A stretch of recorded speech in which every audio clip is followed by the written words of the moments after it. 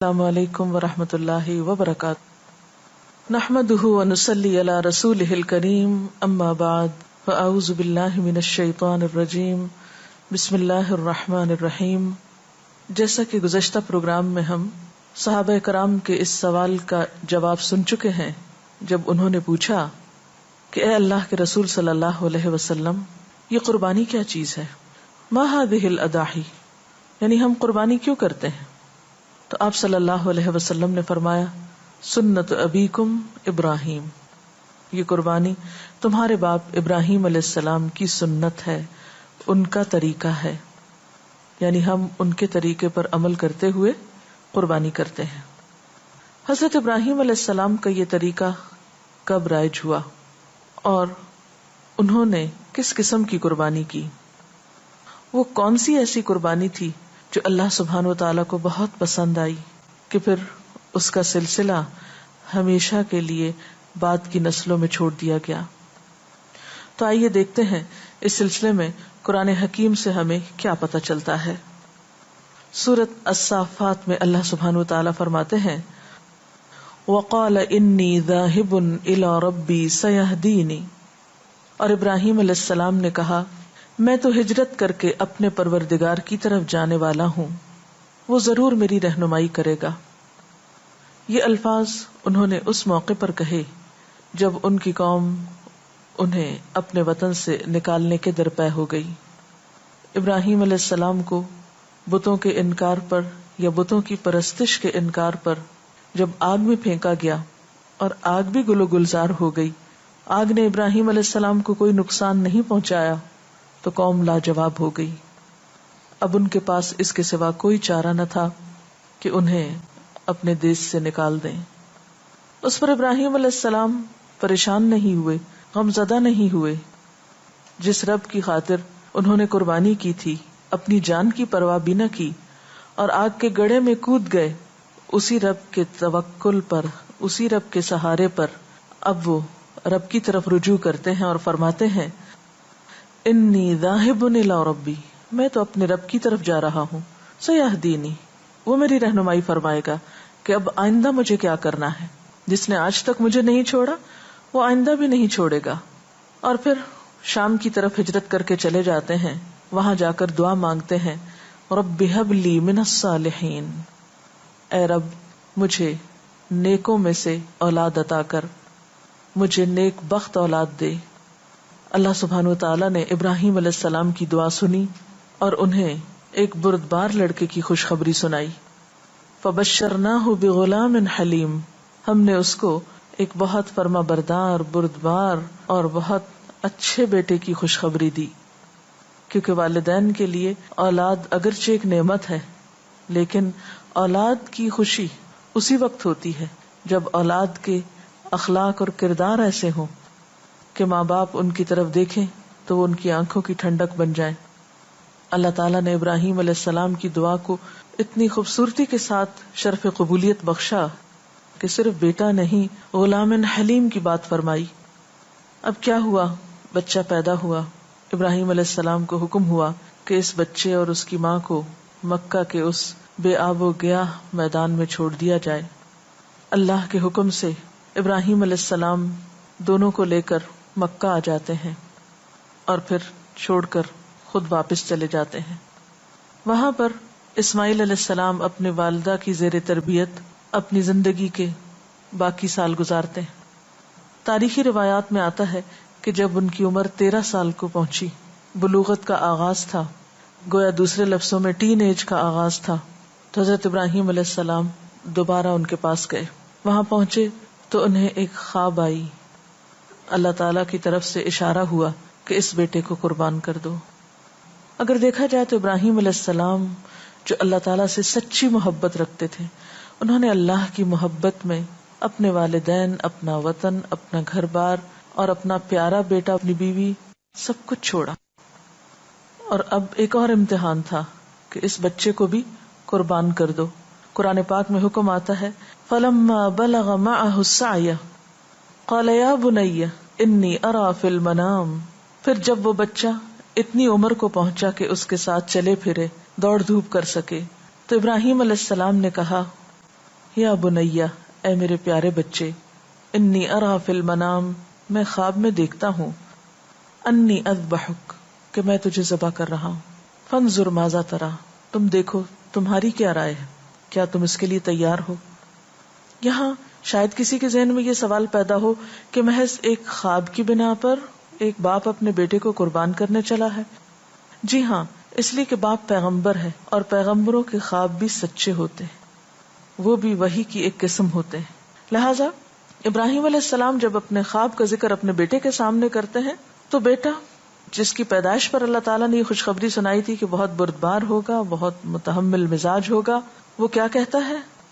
قال یا ابتی، کہتا ہے اے میرے پیارے ابا جان، افعل ما تؤمر، آپ کر لیجئے جو بھی آپ کو حکم ملا ہے، ستجدنی انشاء اللہ من الصابرین، آپ انشاءاللہ مجھے صابروں میں سے پائیں گے، میں کوئی شکایت نہیں کروں گا، میں انکار نہیں کروں گا، میں حاضر ہوں، میں آپ کے خواب کی تعبیر کے طور پر قربانی کے لیے تیار ہوں۔ اب کیا ہوتا ہے؟ فلما اسلم وتلہ للجبین، ابراہیم علیہ السلام بیٹے کو لے کر نکلتے ہیں مکہ سے باہر، منا کی طرف جاتے ہیں، اور دونوں ہی اپنے رب کی اطاعت میں، فرما برداری میں، اس حکم پر عمل کرنے کے لیے دل و جان سے تیار ہو جاتے ہیں۔ اور اس کیفیت کو قرآن کن الفاظ میں بیان کرتا ہے؟ فلما اسلما، کہ جب دونوں ہی مطیع فرمان ہو گئے، دونوں ہی نے سر تسلیم خم کر دیا، دونوں نے ہی اطاعت گزاری کی مثال قائم کر دی۔ وَتَلَّهُ لِلْجَبِينِ، اور باپ نے بیٹے کو پیشانی کے بل گرایا، یعنی سیدھا لٹانے کی بجائے الٹا لٹایا یا کروٹ کے بل لٹایا۔ اور اس موقع پر وَنَادَيْنَاهُ أَن يَا إِبْرَاهِيمُ، ہم نے پکارا اے ابراہیم، قد صدقت الرؤیا، تم نے اپنا خواب سچا کر دکھایا، انا کذالک نجزی المحسنین، یقیناً ہم اسی طرح محسنین کو جزا دیتے ہیں، احسان کرنے والوں کے احسان کا بدلہ ہم اسی طرح دیتے ہیں۔ اور پھر اللہ تعالیٰ اس واقعے کو ابراہیم علیہ السلام کے لیے ایک کھلی آزمائش کا موقع قرار دیتے ہیں۔ فرمایا ان ھذا لہو البلاء المبین، یقیناً یہ ایک کھلی آزمائش تھی، ایک بہت بڑا امتحان تھا۔ آپ تھوڑی دیر کے لیے سوچئے کہ ایک شخص جس کی ساری زندگی طرح طرح کی آزمائشوں میں گزری، جسے اپنا گھر بار سب کچھ چھوڑنا پڑا، اور پھر بڑھاپے میں اللہ نے اولاد دی، وَھَبَ لِی عَلَى الْكِبَرِ اسماعیل، اللہ نے مجھے بڑی عمر میں اسماعیل عطا کیا، اور پھر اس عمر کو بچہ پہنچا جس عمر کو ایک بچہ اپنے ماں باپ کا بہت پیارا ہوتا ہے، اور پھر حکم آتا ہے کہ اسے قربان کر دو۔ ذرا اپنے آپ کو رکھ کے دیکھیے اس مقام پر کہ اللہ کی خاطر اولاد کی قربانی، اور وہ صرف قربانی یہ نہیں کہ اپنی نگاہوں سے دور کرنا، وہ قربانی تو پہلے ہی ہو چکی تھی، اس کی جان کی قربانی، اتنی خوش دلی کے ساتھ، اتنی محبت کے ساتھ۔ اس سے بڑھ کر وفاداری کا اور وفا شعری کا ثبوت کیا ہو سکتا ہے؟ تو یہاں پر ہم دیکھتے ہیں کہ اس کھلی آزمائش میں ابراہیم علیہ السلام بہترین طریقے سے کامیاب ہوئے، اور اللہ تعالیٰ نے جنہیں اس بچے کی قربانی دراصل مقصود نہیں تھی، ابراہیم علیہ السلام کا امتحان مقصود تھا، وَفَدَيْنَاهُ بِذِبْحٍ عَظِيمٍ، ہم نے بدلے میں ایک عظیم قربانی دے کر بچے کو بچا لیا۔ جبریل علیہ السلام ایک مینڈھا لائے، ابراہیم علیہ السلام نے جب چھری پھیری تو وہ چھری بیٹے کے گلے پر نہیں تھی، اس مینڈھے کے گلے پر تھی، اور وہیں سے پھر ان جانوروں کی قربانی کا سلسلہ شروع ہوا۔ جو شخص حج کرنے کے لیے جاتا ہے وہ بھی قربانی کرتا ہے، اور وہ لوگ جو حج کے لیے نہیں جا سکتے وہ اپنے گھروں میں ان کے ساتھ عملی طور پر ایک طرح سے شریک ہوتے ہیں اس ریچول میں۔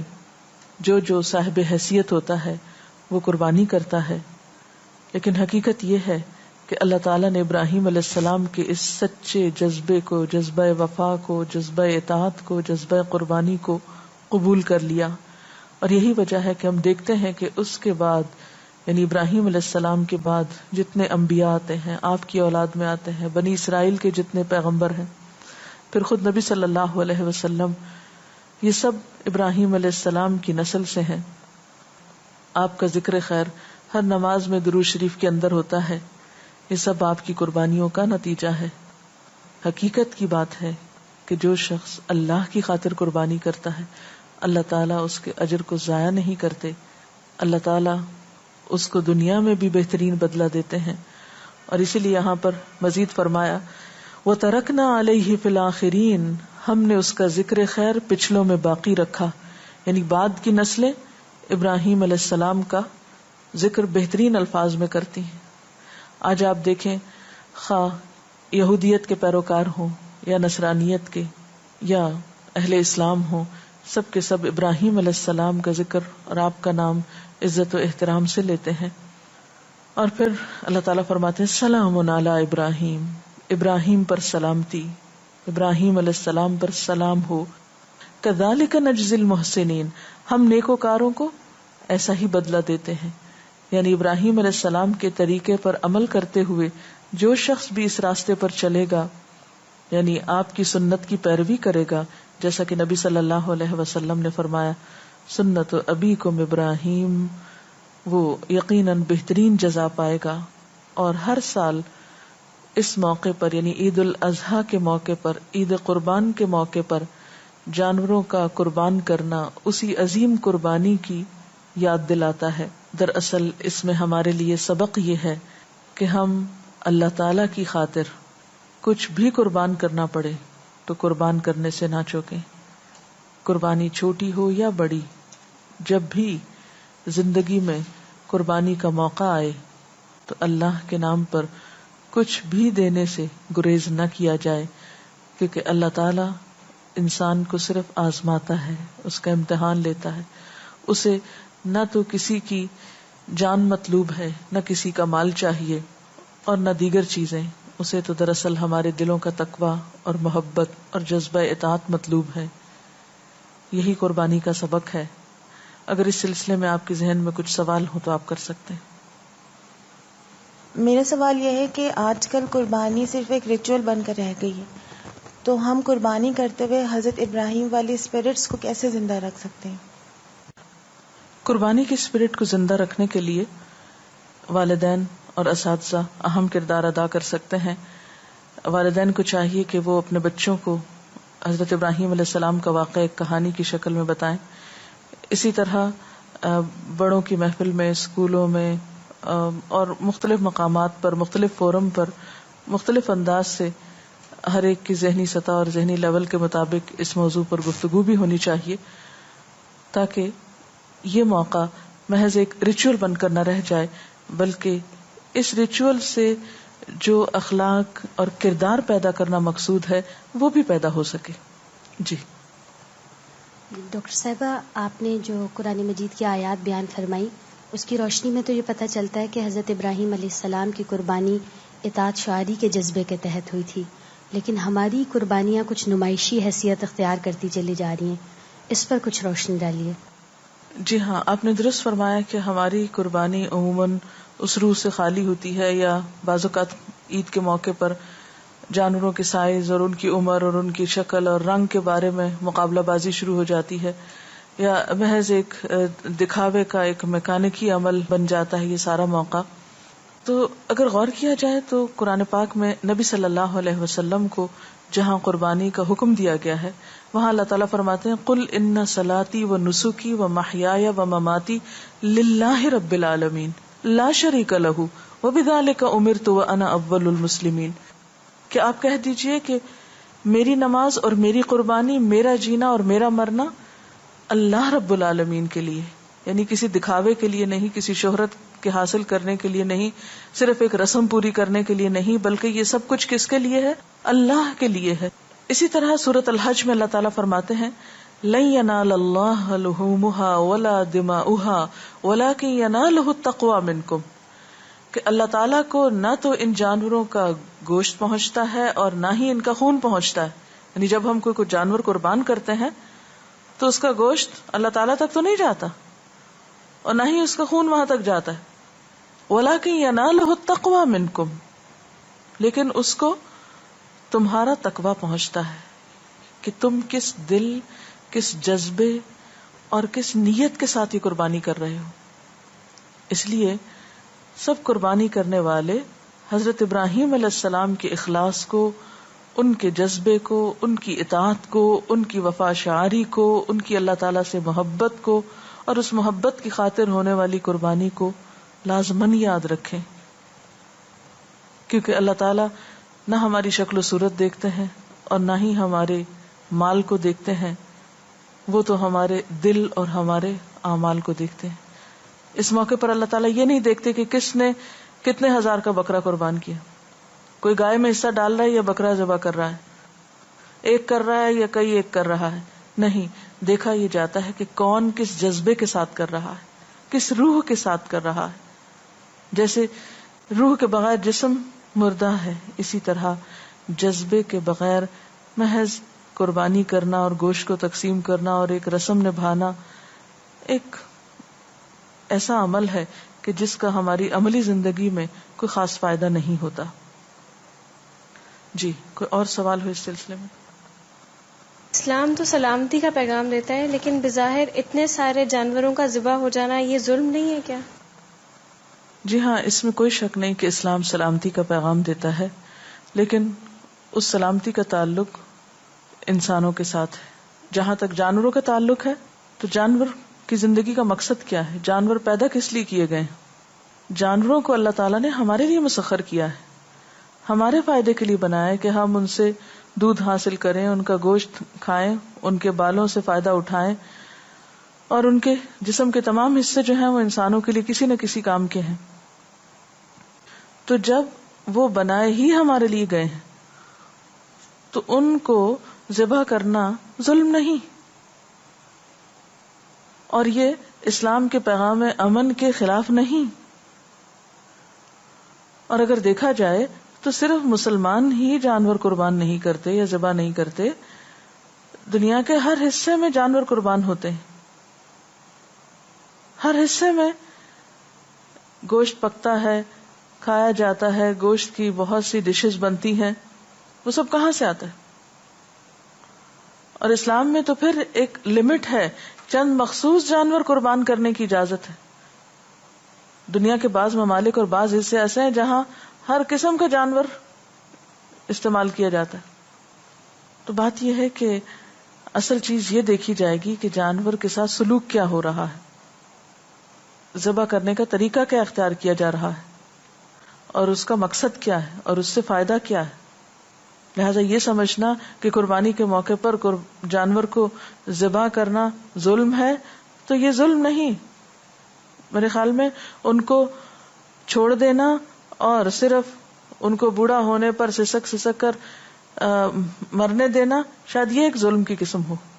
اگر حضرت ابراہیم علیہ السلام کا بیٹا قربان ہو جاتا اور اس کے بعد آج ہم سب کو اپنے بیٹے قربان کرنے پڑتے تو پھر ہم کہتے کہ ہاں بھی ظلم ہے، لیکن جہاں تک جانوروں کا تعلق ہے تو وہ تو انسانوں ہی کے لیے بنائے گئے ہیں، اس لیے اس میں ظلم کی کوئی ایسی بات نہیں ہے۔